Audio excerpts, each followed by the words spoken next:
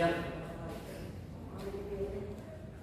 Sebelum kita mulai pelajaran hari ini, sebaiknya kita bersyukur kepada Tuhan Yang Maha Esa karena berkatnya sehingga kita bisa berkumpul kembali di kelas ini demi mensukseskan pelajaran kita pada hari ini.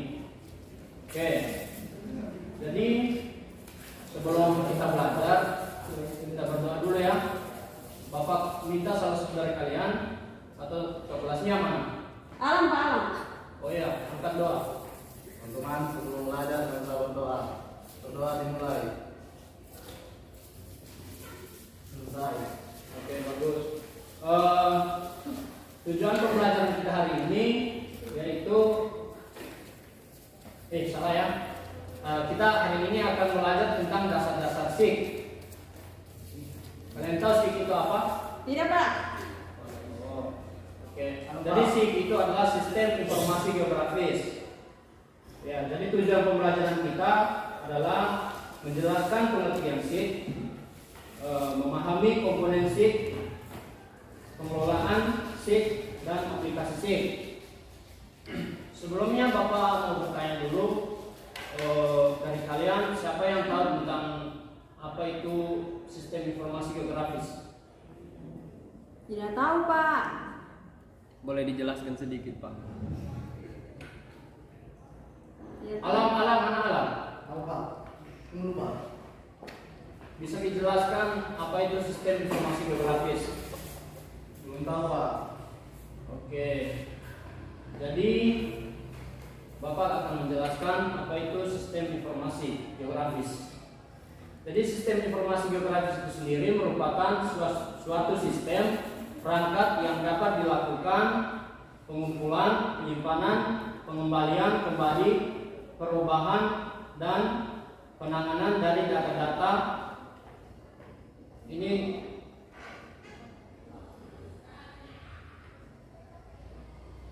Apa tadi Pak? Oh ya. Jadi sistem informasi itu sendiri merupakan sistem informasi yang digunakan untuk memasukkan data, memproses data, memanipulasi data, mengelola data, menganalisis dan menyajikan data secara spasial. Sudah ngerti? Pak. Oke.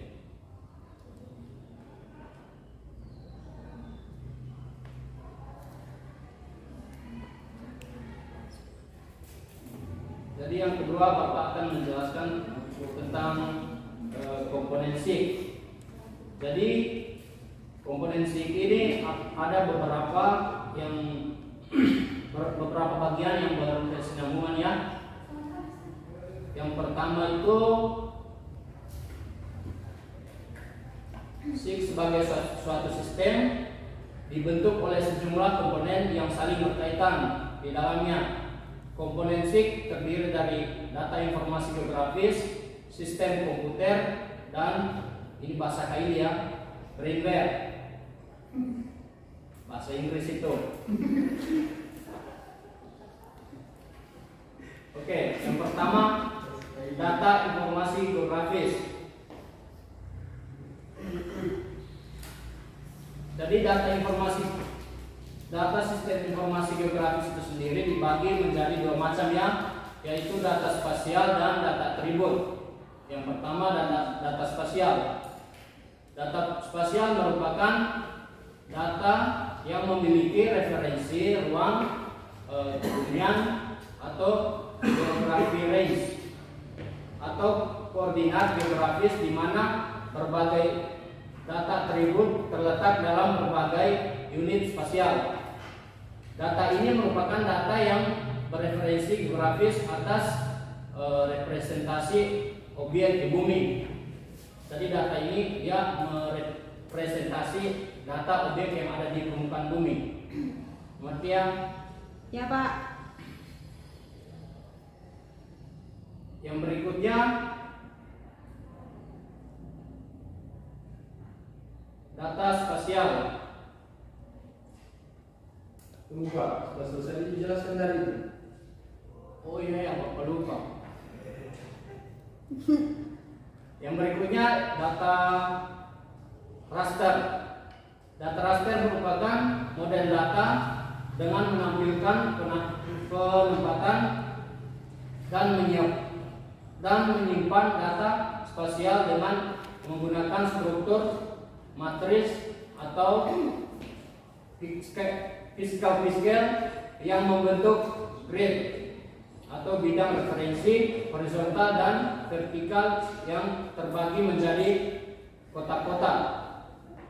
Mengerti? Ngerti Pak? Siap, mengerti Pak. Oke, baik. Sampai di sini ada yang mau ditanyakan? Saya Pak. Seperti yang tadi Bapak jelaskan ada yang namanya data raster kayak Pak. Tuh. Disebutkan dulu namanya siapa? Oh, maaf Pak, nama saya Bapak Stella Pak. Oh iya. Apa tadi pertanyaannya? Data raster Pak. Data raster yang mau dijelaskan atau bagaimana? Jelaskan Pak, jelaskan. Oh ya. Jadi data raster itu sendiri merupakan dia menampilkan penampakan dan menyimpan data spasial dengan menggunakan struktur atau matriks atau piksel-piksel yang membentuk grid. Sudah? Ya Pak.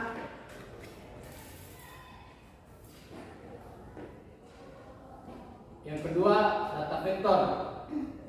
Jadi, data vektor merupakan data yang dapat menampilkan penempatan data dan menyimpan data spasial dengan menggunakan titik-titik, garis atau kurva dan poligon beserta atribut-atributnya. Bentuk dasar model vektor didefinisikan oleh sistem koordinat karakterisius dua dimensi. Di dalam model data spasial, vektor garis-garis atau kurva merupakan sekumpulan titik-titik terurut yang dihubungkan. Sampai sini mengerti? Ya Pak. Ya. Siang kayak ini makanya. Iya Pak, lapar.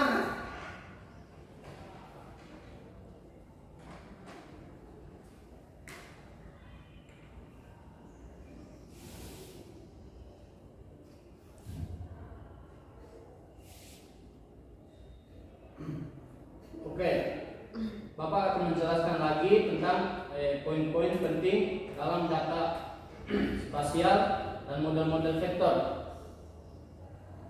Jadi secara garis besar, data spasial model vektor dibedakan menjadi 3 macam, yaitu data titik atau poin, data garis atau lain, dan area atau poligon. Yang pertama data spasial. Data spasial ini dia digunakan untuk merepresentasikan spasial yang paling sederhana pada suatu objek. Yang kedua, data spasial garis atau lain itu digunakan untuk merepresentasikan objek dalam suatu dimensi seperti jalan, sungai, dan lain-lainnya. Yang ketiga, data spasial area atau poligon itu digunakan untuk merepresentasikan objek dalam 2 dimensi seperti danau, batas lahan, batas administrasi, dan lain-lain. Yang kedua, data atribut. Data atribut merupakan data yang menyimpan informasi tentang nilai atau besaran dari data spasial. Jadi dia berkesinambungan ya.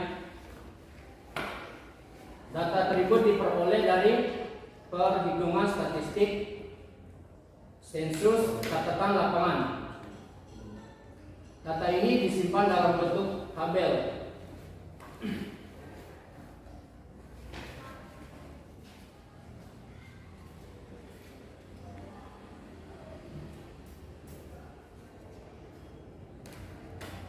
Jadi data atribut ini dia misalnya kita membuat peta sekolah, jadi dia dia dilengkapi dengan atribut-atributnya. Sampai di sini ada yang mau ditanyakan? Tidak, Pak. Mungkin sudah jelas, Pak. Tuh, panas ini. Ada yang punya minuman? Ada apa dulu Pak? Ya, Bapak mau minum dulu ya. Jadi tadi Bapak lupa bawa air. Oke, bagus ini anak ini. Nanti Bapak kasih nilai 100. Dikering apa ini? Mati ada ini Pak. Bercanda ya, Bapak. Betul. Saya kira Bu. Ya sudah.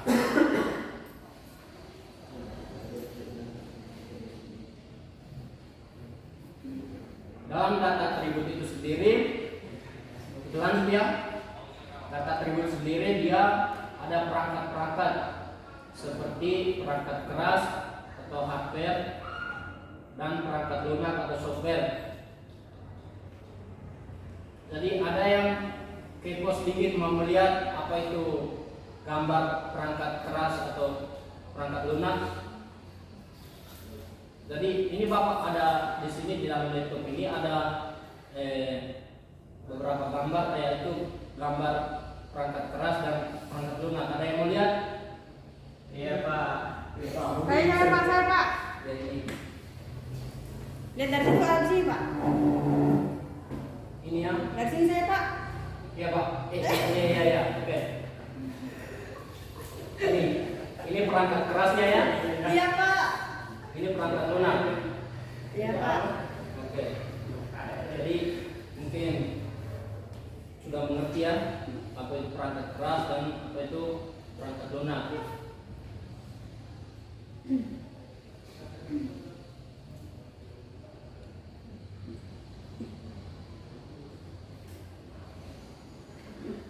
Yang berikutnya lagi subsistem C.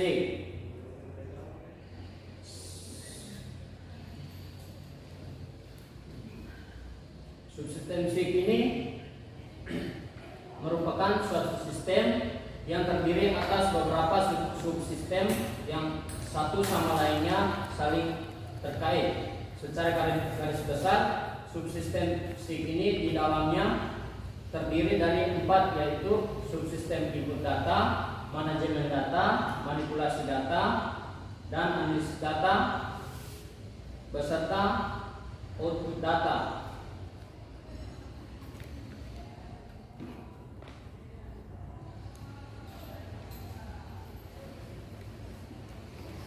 Yang berikutnya pemanfaatan SIG.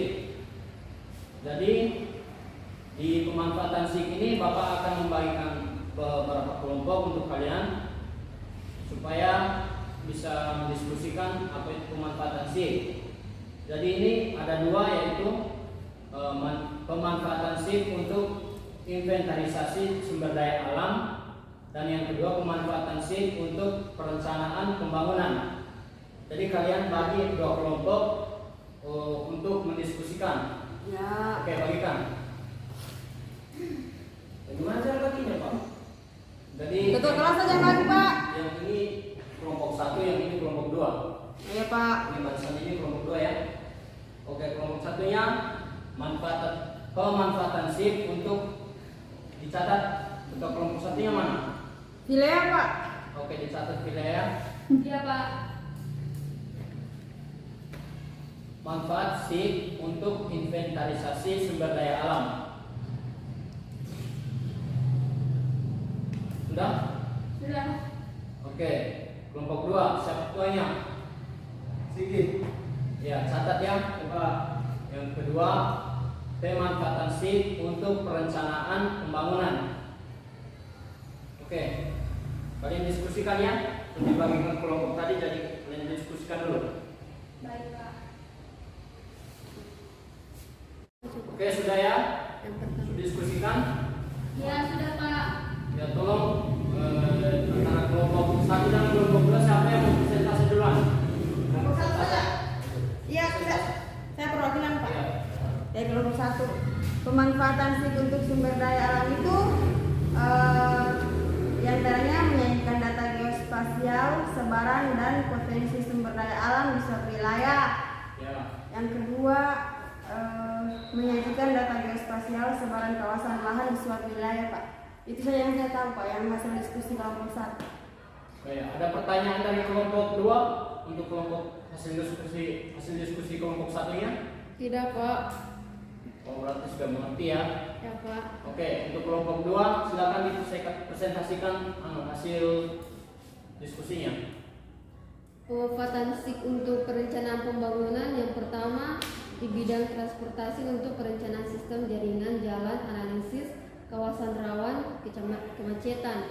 Di bidang pariwisata untuk menyajikan data geospasial potensi pariwisata suatu daerah. Dan yang terakhir di bidang sosial budaya untuk menyajikan data geospasial sebaran penduduk suatu wilayah. Oke, bagus. Jadi dari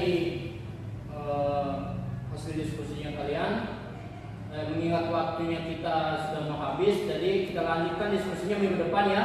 Ya, Pak. Oleh karena itu, sebaiknya Bapak kasih tugas ya untuk minggu depan.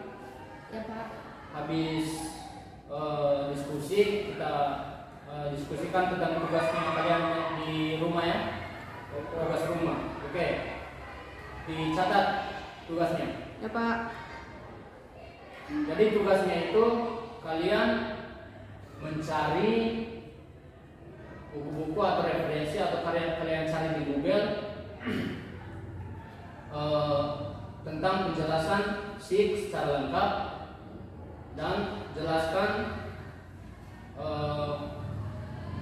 beberapa